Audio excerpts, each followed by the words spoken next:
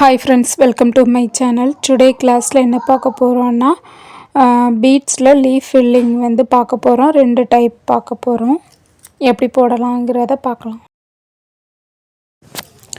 First இந்த மாதிரி திலகம் ஷேப் டிரா பண்ணிக்கங்க. அதுல கார்னர்ல இருந்து ஸ்டார்ட் பண்ணுங்க. ஃபர்ஸ்ட் கார்னர்ல இருந்து நான் 4 bead எடுத்து இந்த கிராஸா போட்டுருக்கேன். கிராஸா தான் இது போடணும். அப்புறம் வந்து கிராஸா போட்டுட்டு கீழே லாக் பண்ணிட்டு அப்புறம் மேலே கொண்டு போய் மேலே ஒரு லாக் போட்டு அப்புறம் வந்து 5 பீட்ஸ் போட்டிருக்கேன். அந்த லென்த்துக்கு ஏற்ற மாதிரி அந்த கிராஸாக போடுற அந்த லென்த்துக்கு ஏற்ற மாதிரி நம்ம பீட்ஸ் வந்து எடுக்கணும். பீட்ஸ் எடுத்து லாக் போடணும்.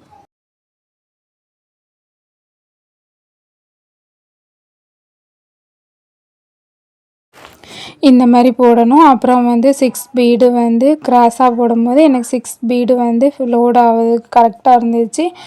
அந்த மாதிரி 6 பீடு போட்டு லாக் கீழே லாக் போட்டுட்டு அடுத்து மேலே கொண்டு போய் மேலே லாக் போடணும். பீட்ஸ் வந்து லோட் பண்ணும் போது மேலேருந்து தான் லோட் பண்ணணும். கீழேருந்து திரும்ப கொண்டு போகக்கூடாது. த்ரெட்டை வந்து மேலேருந்து கொண்டு போய் மேலேருந்து பீட்ஸை வந்து எடுத்து அதுக்கப்புறம் கீழே இருந்து லாக் கொண்டு வரணும். அப்படி தான் பண்ணணும். இப்போ ஃபினிஷிங் வந்து அந்த ஷேப்புக்கு ஏற்ற மாதிரி லாஸ்ட்டு வந்து 3 பீடு வந்து எனக்கு கரெக்டாக இருந்துச்சு.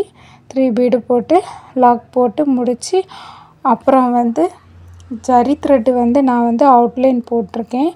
ஜரி த்ரெட்டு டபுள் லைனாக போட்டிருக்கேன். பீட்ஸ் வச்சும் போடலாம், எது வச்சுனாலும் போடலாம். நான் வந்து சிம்பிளாக ஜரியை வச்சு போட்டிருக்கேன். அப்புறம் நெக்ஸ்ட்டு டைப்பு வந்து கொஞ்சம் பெரிய லீஃபாக இந்த மாதிரி ட்ரா பண்ணிக்கிட்டு அதை ரெண்டாக பிரிச்சுக்கோங்க. பிரிச்சுக்கிட்டு இந்த மாதிரி வளைவாக பீட்ஸ் வந்து வளைவாக இந்த மாதிரி கொடுக்கணும். கொடுத்துட்டு லாக் போட்டுட்டு அப்புறம் வந்து அந்த கார்னரில் எட்ஜில் அந்த திலகம் ஷேப்புக்கு எட்ஜில் இருந்து நம்ம ஸ்டார்ட் பண்ணணும்.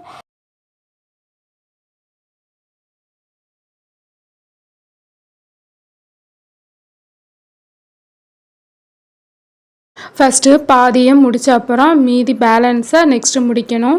ஃபஸ்ட்டு அந்த கார்னரில் இருந்து 5 பீட்ஸ் இல்லாட்டி 6 பீட்ஸ் வச்சு லோட் பண்ணி கிராஸாக லோட் பண்ணி லாஸ்ட்டு எட்ஜு வரைக்கும் அதே மாதிரி பண்ணணும். அதே மாதிரி பண்ணிவிட்டு ஆப்போசிட் சைடும் அதே மாதிரி எத்தனை பீட்ஸ் வச்சு நம்ம லோட் பண்ணி இது பண்ணணுமோ அதே மாதிரி தான் ஆப்போசிட் சைடும் பண்ணி ஃபினிஷ் பண்ணணும்.